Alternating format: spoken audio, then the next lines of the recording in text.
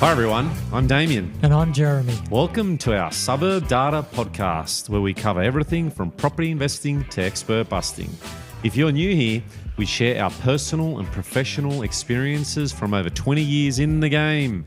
So you skip the mistakes we made and go straight to property investment success. And today, Suburb Growth Metrics. Jez, so key targets and where the data comes from. So this episode is around a question that we received on one of our YouTube comments. So let's have a look. It's from @Daniel Yassin. Hey guys, love the podcast. I've noticed that while many people cover the key metrics for capital growth, there's rarely any discussion about the specific target values for these metrics or where the data actually comes from, like the demand to supply ratio, SQM on the house, etc. It'd be great to hear an episode focused on factors that drive suburb growth with exact metric ranges that they look for relative to their strategies. So we're going to look at a couple metrics or several metrics that Daniel mentions here, but vacancy rates, days on market, vendor discounting, online search interest, gross yield, the demand to supply ratio, median value. Actually, that's an interesting one. 36-month median value growth rate. We'll come back to that one. 12-month rental growth rate. So it just keeps going on. Stock on market, auction clearance rates, rent proportion. Is there a reason why these aren't usually discussed in detail? So what's the main question here, Jeremy? I guess it's more about what factors would you look at when you're looking at all these metrics, because it can be overwhelming, can't it? Yeah, well, that's only a handful of metrics there, but I think the key here that he's asking about is the exact metric ranges that they look for. So I assume that's us, that we would look for, relative for their strategy. Okay, for an investor, for their strategy. So yeah, it might change for an investor who's after cash flow. They might be more concerned about vacancy rates, yield, rental growth, that sort of thing. A lot of these other metrics that are listed are related more to capital growth, supply and demand. But they're all related, really. I think it can be easy to just find one metric. Okay, you find one metric and go, oh, this area went up because of stock on market was low, and that's it. Like, you just base it off that one decision. But I'm sure there's times where stock on market could be low, but you might not have any capital growth. So it just comes down to, I guess, probability and just trying to work through that one key metric and then basing your decision on that. Yeah, so each metric might have an approximate relationship to capital growth and can be used in some form of modelling the drivers of capital growth, but they are rarely ever precise. So you cannot base your investment decision on a single metric. They all need to be grouped together into an algorithm. Well, I guess it's one of those ones, I know we've discussed it before, but like confirming indicators. Like, we've done analysis in the past, and then it's like, okay, well, if you got, let's say, 17 metrics or 20 metrics, and then like how many are above the benchmark? So is it 15? Benchmark, That's all right. So you're not going to get a perfect world where every metric is perfect and that's it. You might have like a suburb with a strong demand to supply ratio score, but there might be metrics in there that aren't very favourable or below the national average. Yeah, exactly. And so he's talking here about these metric ranges. Now, in over a decade of analysing this data, at least for the demand to supply ratio, I've never seen a market where every metric for that market was better than the benchmark. So taking, for example, vacancy rate. So the benchmark would be 2%. It's a benchmark because a market is considered in balance with a vacancy rate of around 2%. And the reason why it's 2% is because a vacancy rate lower than 2% tends to push rental growth faster than the rate of inflation. A vacancy rate above 2% tends to have less rental growth than inflation. So it's that balance point is around 2%. Well, we have an example on the screen, and we're looking at Marrickville in Sydney. Units, the vacancy rates there. So we've got let's say the vacancy rate at the moment, or based on last month's data, is 2.22%, so quite high. You can obviously look at the trends and notice it has been picking up a little bit, but that could just be due to the fact that there's either more rentals on the market, or maybe there's just been a bit more supply that's come into that pocket. Well, you say that it's a bit high. It's high compared to the Australian average right now. So Australian average is around just over 1%, but Marrickville is over 2%. Almost double the national average. And that's because we're in a period of historically low vacancy rates. So 2% isn't that bad. That's right. 2% is normal. It's normal. Yeah. But if I'm looking to invest in specific markets, I'd want the vacancy rate to be a lot lower than that. And typically you will see that in houses compared to units. Units tend to have that higher vacancy rates. Yeah, so let's say we set an upper threshold of 2% for vacancy rates. Now, you may have a suburb which is fantastic with every other metric. Days on market, ripple effect potential, market cycle timing, neighbour price balancing, online search interest, every metric is fantastic. And you have set a threshold of a vacancy rate no higher than 2%. Now, let's say the suburb has 200 houses in it, and 20% of these are owned by landlords. 20% of 200 is 40. So there are 40 properties that are landlord-held properties. Now, in 1 month, there could be none of them that are available for rent, so the vacancy rate is 0%. So it's perfect. Cracking property market. This is where you should be investing. And the month that you actually look at the data, there's one house that is available for rent that's vacant. Now, what is the vacancy rate when there's 1 out of 40 houses that is vacant? 2.5%. 2.5%. So it exceeds your threshold.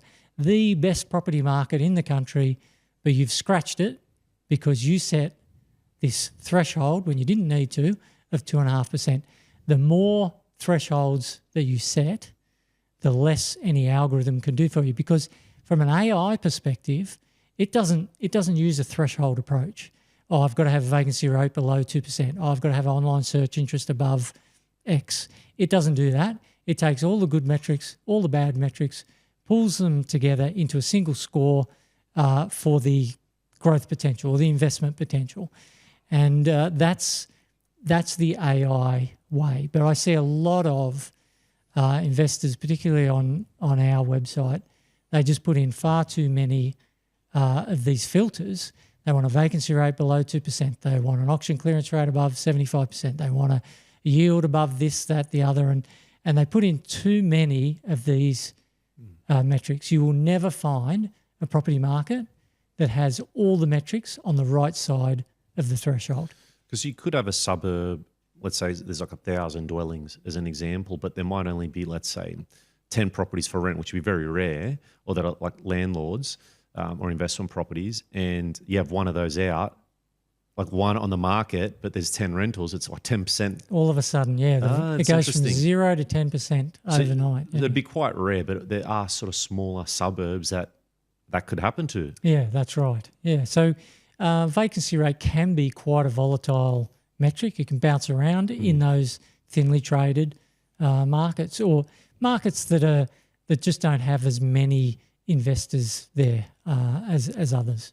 So this is a great example. And if we move forward, actually the Australian median, what's that consist of? So it's the middle number, isn't it? Yeah, so you look at the vacancy rate for all markets around the country, that's where it's at, which is incredibly low, which is why we've got a rental crisis. So what metrics should you consider? So I've got a couple here on the screen, but let me sort of, like, you could definitely have too much there, too much data, too many metrics. And as you said, if you got too many restrictions, you might not have any suburbs that actually pop up. So you could have like the demand to supply ratio, statistical reliability, typical value, count of dwellings, long-term growth rate, area in square kilometres. Like you could just keep going and going and going, trying to sound really smart and go, oh, look, you need more. But it's like, keep it simple. Yeah, and the thing is, the amazing thing is that you, like I mentioned before, you'll never find a suburb where every metric is better than the benchmark.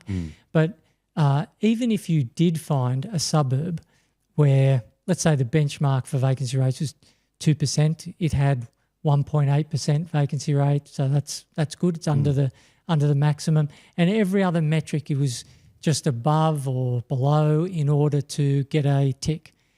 That might not be the best market in the country, even if it is the only one that matches your criteria, because there could be, and there always will be, a suburb that has a fantastic set of metrics, except for 1 or 2 or 3 metrics that might be worse than the threshold, worse than the benchmark.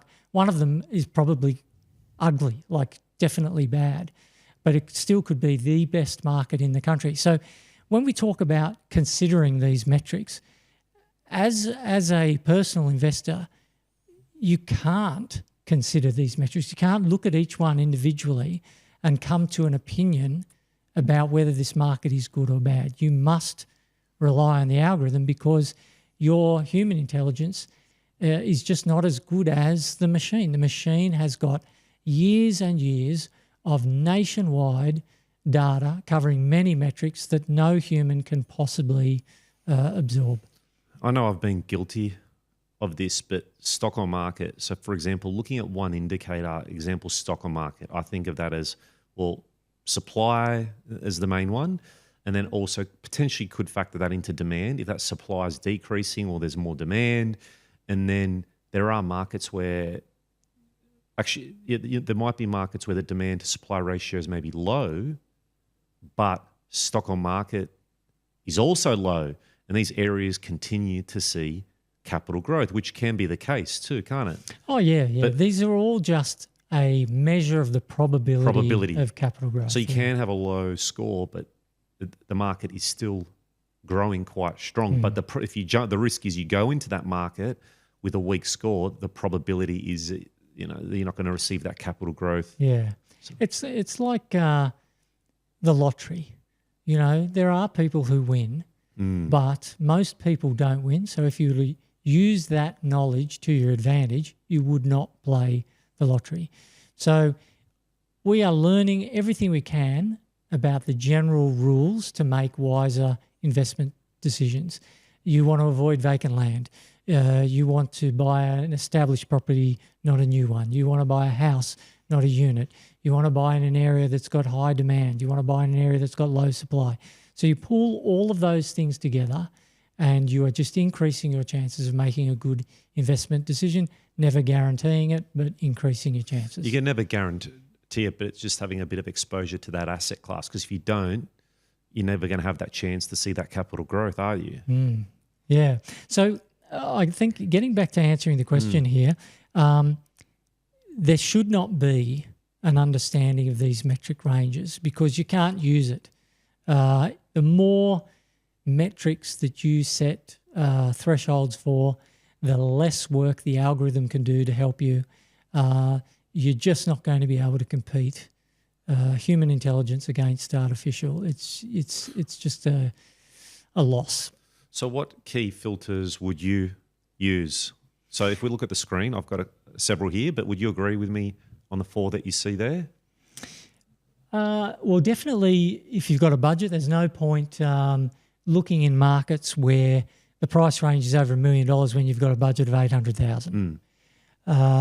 And also, I noticed you've got a lower limit there.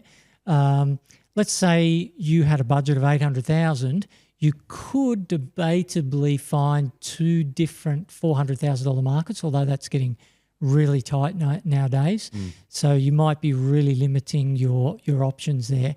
And so I would rather invest $800,000 than say $500,000 in a market that's not going to perform as well. It might perform slightly better, but I'm under-invested.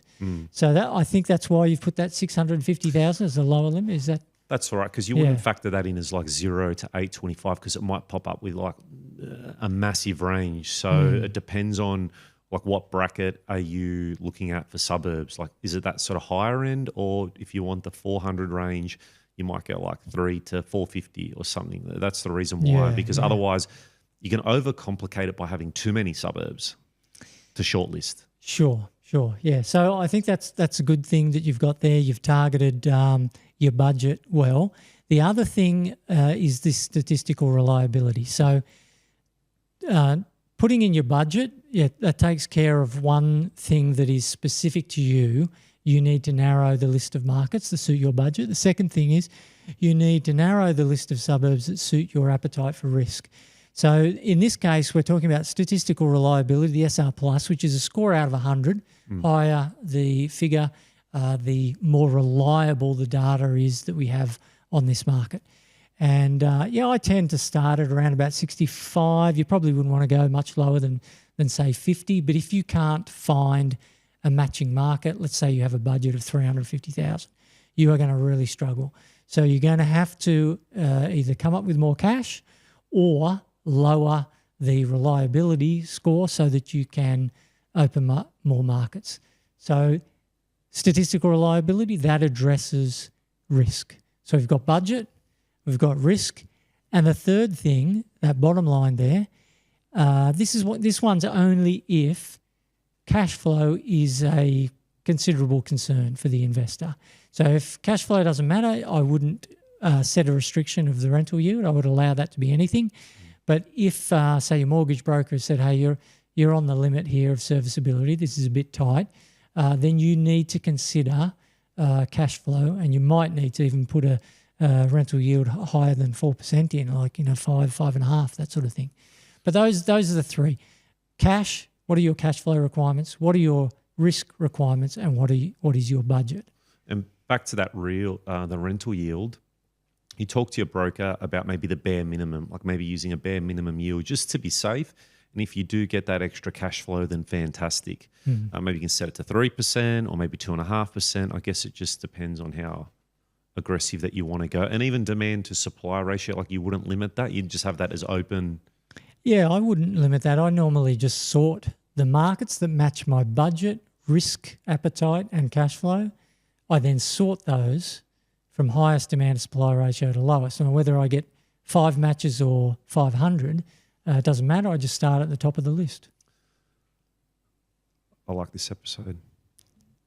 I liked it. Yeah, so definitely those metrics. And I think just be careful of, like I said, looking at 17 different indicators. And what actually, before we move on, how about, let's say you had, are there times where, let's say you've got 17 indicators and then there's like maybe 8 or 9 of them that are below average.